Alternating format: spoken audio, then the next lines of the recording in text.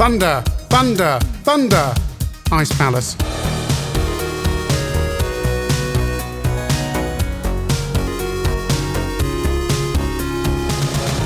Back in episode 412, we looked at Thundercats. And if you remember that episode, we looked at the fact that Elite had 2 Thundercats games in development and then decided neither of them are going to be ready in time for Christmas, so went to Faster Than Light and got a game called Samurai Dawn and turned it into a Thundercats game. The 2 other games that were being developed for Christmas to be potentially the official Thundercats license game were, of course, Bomb Jack 2 and Beyond the Ice Palace. Now, Elite, being Elite, looked at this game they had, Beyond the Ice Palace, and thought, well, it's not going to be the Thundercats game now because we've got that, so could we turn this into a sequel for Ghosts and Goblins? Hence the name Beyond the Ice Palace, because the Ice Palace is a level in Ghosts and Goblins. Capcom thought about it and said, no. And what we get is this thinly disguised Ghost and Goblins game. We'll start off in 64. Game was released in 1988 across 5 systems, the 3 UK 8-bits and the 2 16-bits. David Whittaker theme. Now, when you start on the C64, you can select music or sound effects. I'm going with sound effects to start. There's 3 weapons at the top. You can only carry 1 at a time, so it's vital you pick the right one up. I've got the sword there. They all do different things with different powers anyway. The dagger is the one to avoid. But we're going to come on to that because sometimes you can't avoid picking it up. So you're a thinly disguised lion-o with blonde hair. And you shoot things like in Ghosts and Goblins. You have many lives, 8, although I'm running infinite lives. And at any time you can summon a spirit who will assist you in killing things on the screen. Amstrad version. So if you do it right at the beginning, you pick up the sword last. And then therefore that's... I mean, he's really got lion-o hair in this one, hasn't he? Nice effect when you hit the baddies on the Amstrad.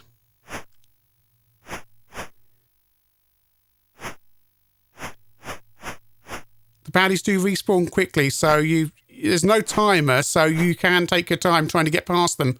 Because otherwise something may spawn on you or just fly into you. And they can fly beneath the floor as well, which can be somewhat irritating. There we go. Shoot the wall. I don't know why walls appear.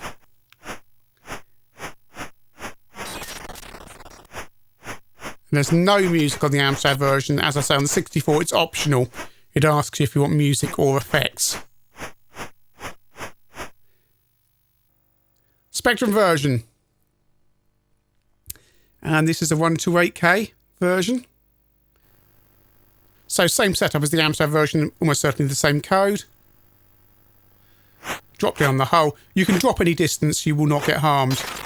And let's have a quick look at this on the 48K Plus. Just to see what it would have looked like roughly on your home telly. And how the composite smooths out the graphics. And actually look at those rocks beneath you, they look quite nice, although shimmery.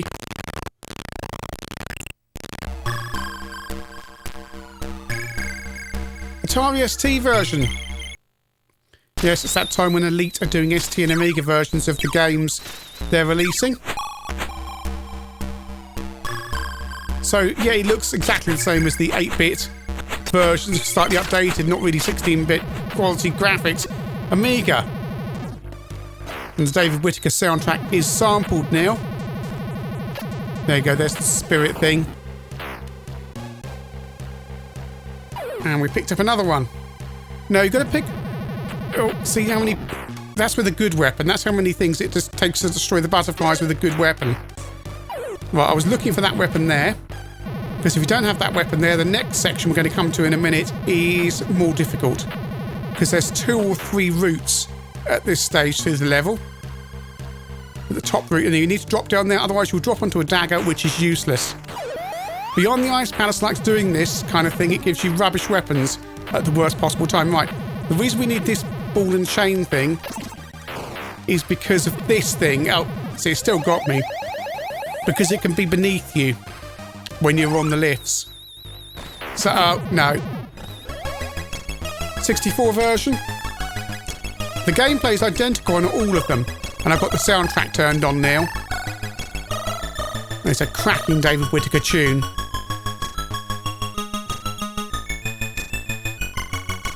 Right, oh. There we go. The trajectory of those things on the 64 isn't the same as it is on some of the other versions. Dragon appears, and it will kill you, because there's no way to get away from it. Even with your spirit thing activated, it only puts on a certain amount of damage to the baddies on the screen. Amstrad version. I do like the scrolling on the CPC. It's got 8-way directional scrolling, and it's fairly smooth.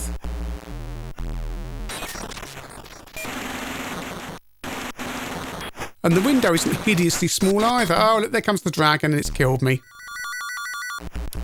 This is the end of level 1, by the way, of one of 3 levels. Amstrad Action gave this 77%, said it was a fun run and blast game, but very difficult. That's why you get 8 lives. And I've just died there. Spectrum version, again, not cheating.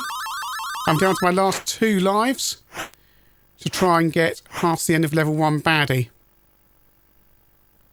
Oh, no. He's really hard. He really is hard to get past. Can I inflict some damage?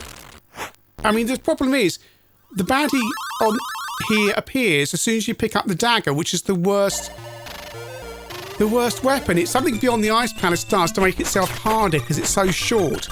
It will give you the worst possible weapon at the most difficult point. Level 2 on the ST. This was one of the first games to be re-released on the Pocket Power 299 label by Prism. Remember those? You pretty much got a plastic case with plastic wallet with a cover and a floppy disk in it. Football Manager also came out like that, and Hate. Right. The Amiga graphics are very blocky. Have you noticed on Lino there? Just how chunky the graphics are. They've been converted up from the ST, all drawn for... I mean, there's no kind of graphical improvements here other than what you'd expect. Well, not even what you'd expect. They're just a bit more colourful than the 64 and Amstrad versions, and a bit more resolution, but not much. These are horrible baddies there. And the ladders are horrible to get on and off of. You can very easily get stuck at the top and then find yourself shot in the back. Oh! C64, Zach gave this 78%.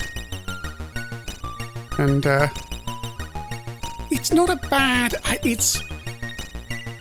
It kind of is what it is, really. A platforms and ladders game that's quite short with an absurd difficulty level. Look, here we go. It's trying to give me daggers there, but I got past it. I didn't pick them up because I'm not stupid. Right, now watch up here. Look how many hits it takes to kill him. It can be like 10 hits to kill some just regular mid-level baddies. Not even mid-level, they're just... Because that frog guy just appears over and over again. And there's a very limited amount of baddies. Like, there's the sword. Spirit thing. And again, watch the butterfly. I've killed him. The butterfly things work in exactly the same square pattern they do in Boulder Dash. Spectrum version. Sinclair used gave the 7 out of 10 on original release, re-release 35%. Your Sinclair 81% on original release, 79 on re-release. So they disagree with Sinclair user on the re-release. It does feel much more like a budget game than a full price game though. In terms of, it feels like, do you remember some of those dynamic games that got re-released by Mastertronic in around 88, 89? There was one that called, not Storm. There was one where it's got a loading screen where there's a lady falling down a hole. And it's just kind of that generic dynamic thing of really nice graphics and horrible, difficult gameplay. And this feels like that. Wonder how well it's sold in Spain. Level 3, the last level on the Specky. If you're wondering about shimmering around me, I've got an invulnerability hack on both the Spectrum and the Amstrad now. And that also explains the constant sound effect, which I'm going to fade down on the Amstrad, indicating I am invulnerable. Level 3. Annoyingly, on the 8-bits, you can only fire one weapon at a time. The weapon has to land on the enemy before you can fire again. On the 16-bits, the fire rate has been upped. And that's one of the few niggles that have been fixed, but really it is essentially the same game across all 5 versions. There's none of them here that are real clunkers. It's just essentially what you see on all 5.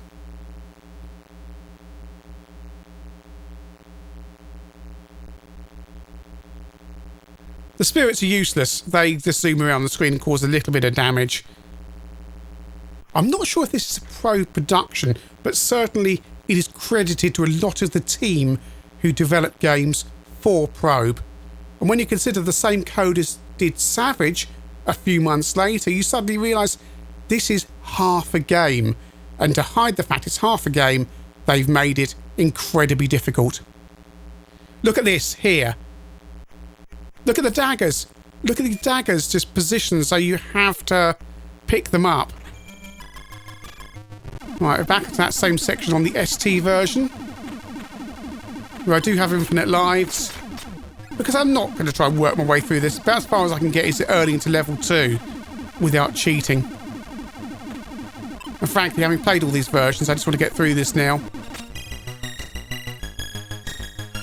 Onto the 64. The graphics are so similar to the CPC. Look, 2 daggers on that ledge there, and you can't avoid picking one of them up. And now above them, you've got some really hard baddies to get past with the worst weapon possible. Look how many hits it takes.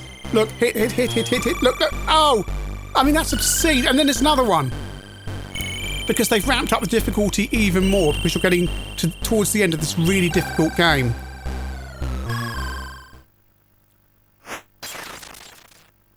It's nice and colourful on the Spectrum. The ladders look different on the Specky. I really like them. How they're like planks nailed onto tree trunks or something. Right, this is the end of game baddie up here. And I've got infinite energy, so yeah, it's E.T. The end of game baddie is E.T. And there we go, there's E.T. on the Amiga. Well, he's supposed to be some kind of wizard, but it just looks like E.T. Climb up. There we go. Well done, you have vanquished evil from the land. I have vanquished E.T., the extraterrestrial. C64. I'm thinking that C64 and Amstrad versions are probably using the same graphics developed on some development system and then just ported to each system because they're so similar. Specky version is going to finish off E.T. here.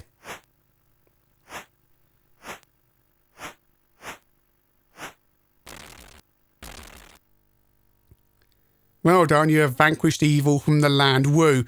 If you do this as a complete speed run, the entire game on any of these versions can be done in about 8 minutes.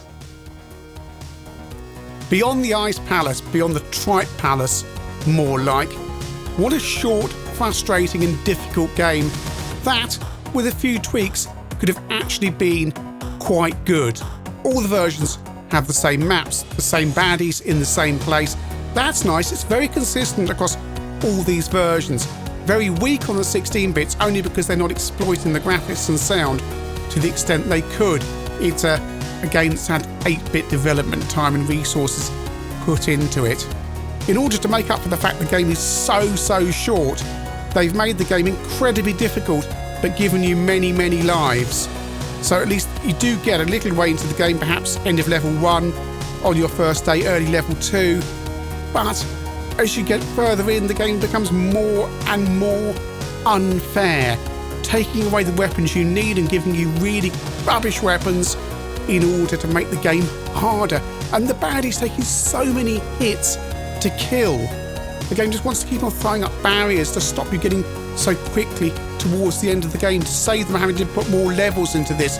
And 3 levels is pathetic. Elite must have looked at it and gone, we've got enough here, we'll just shove it out and make it really difficult.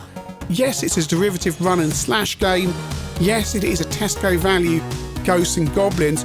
Elite could have had a good game here, but what they've actually got, because they didn't put the resources into it, is a game that's far too short, and as a result it's been made incredibly difficult. And there's really nothing to get your teeth into. If you like frustrating games that are a memory test, then by all means play Beyond the Ice Palace. But of course Elite have got Ghosts and Goblins, and there's many other games, Savage, by the same coders, that you could be playing instead.